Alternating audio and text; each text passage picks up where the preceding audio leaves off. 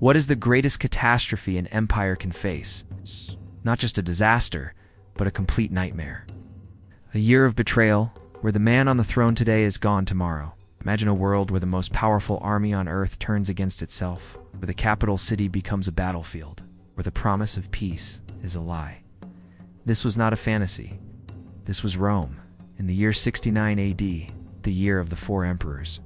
It was the closest the Roman Empire ever came to tearing itself apart.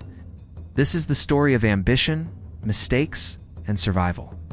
Our story begins with death. The famous Emperor Nero was dead.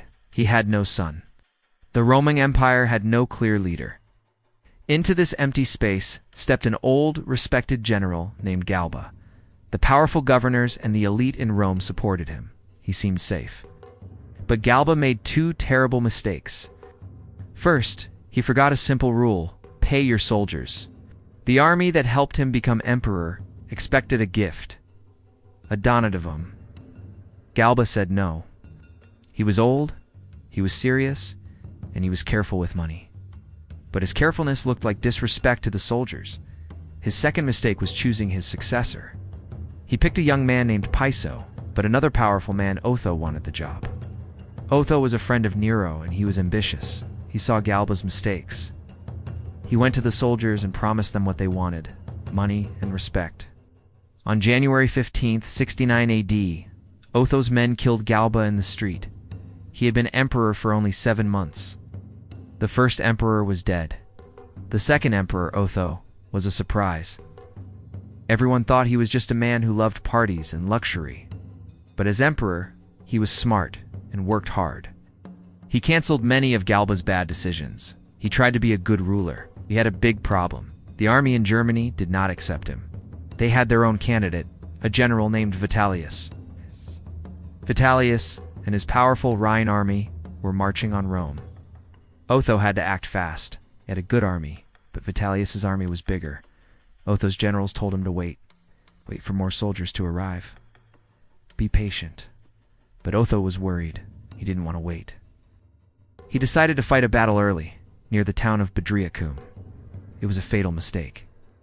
Otho's soldiers fought bravely, but they lost. When Otho heard the news, he made a final, shocking decision. He did not want more Romans to die in a civil war. He killed himself. He had been emperor for just 3 months. The second emperor was gone. Now, the third emperor, Vitellius, entered Rome. He was the winner, but he was not a good leader. While Otho was fighting, Vitellius's soldiers had already started to destroy cities in Italy, as Emperor Vitellius did not stop them. Instead, he celebrated. He loved food and parties. He spent huge amounts of money on feasts, while the empire was in danger. But while Vitellius was enjoying his power, a new threat was growing in the east. The Roman armies there, fighting in Judea, had a new leader. His name was Vespasian. He was an experienced, serious general. The soldiers in the east, and then the armies in the Danube region, all declared Vespasian as the true emperor. Vitellius's biggest mistake was thinking he was safe. Underestimated Vespasian. He was too busy having fun to see the real danger coming. When Vespasian's armies reached Italy, Vitellius's support disappeared. His soldiers were tired of his leadership. They captured him, killed him, and dragged his body through the streets of Rome. The third emperor was dead. Finally, the fourth emperor, Vespasian. He was the opposite of the others. He was not in a hurry. While Galba, Otho, and Vitellius all made quick emotional decisions, Vespasian was patient. He stayed in the east while his supporters fought for him in Italy.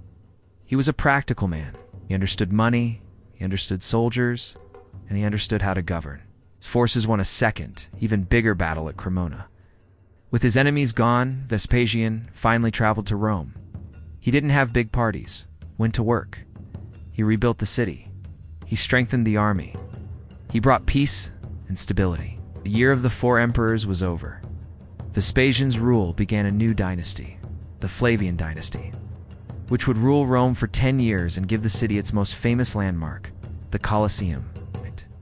But was this year the total disaster, it seems? One common myth is that the Roman Empire almost collapsed. The truth is more complex. The Cenerome and the emperor's chair was in chaos.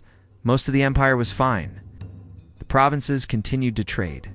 People paid their taxes. Local governments kept working. The system was strong, even if the man at the top was weak. Another myth is that all 4 emperors were terrible. Galba was a poor politician. Otho was impatient, and Vitellius was lazy. But Otho showed honor by killing himself to stop the fighting. And Vespasian proved to be one of Rome's best and most effective emperors.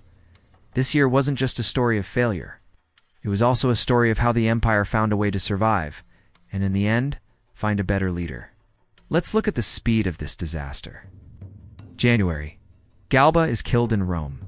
Otho becomes emperor. April. The Rhine army, led by Vitellius, defeats Otho's army at the First Battle of Betrayal. Otho kills himself.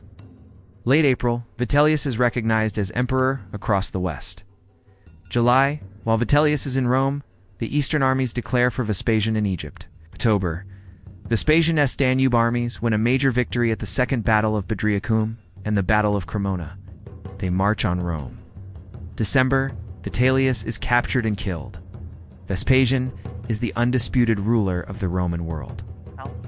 In less than 12 months, 4 men held the highest power. The empire went from Spain to Germany to Rome and finally to the east. It was a political earthquake that shook the entire world. So why did this happen? 3 main reasons. First, Nero left no heir. There was no clear legal system to choose the next emperor. The throne was open to anyone with enough power and ambition. Second, the Praetorian Guard, the emperor's personal bodyguard in Rome, realized they could make or break an emperor. They killed Galba and sold the throne to Otho. They had too much power. Third, the armies in the provinces became political players. Soldiers were loyal to their generals, not to Rome. When a general promised them money and power, they followed him. This made civil war almost possible. 69 AD was the perfect storm.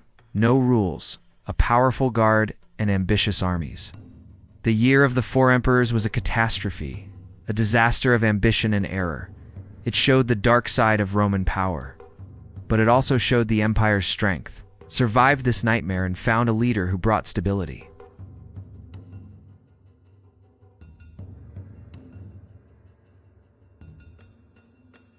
Now I have a question for you. Who do you think made the biggest mistake? Galba, Otho, or Vitellius? And what do you think was Vespasian's smartest decision? Let me know your thoughts in the comments below. If you enjoyed this look into one of history's most dramatic years, please give this video a like. Share it with your friends who love history.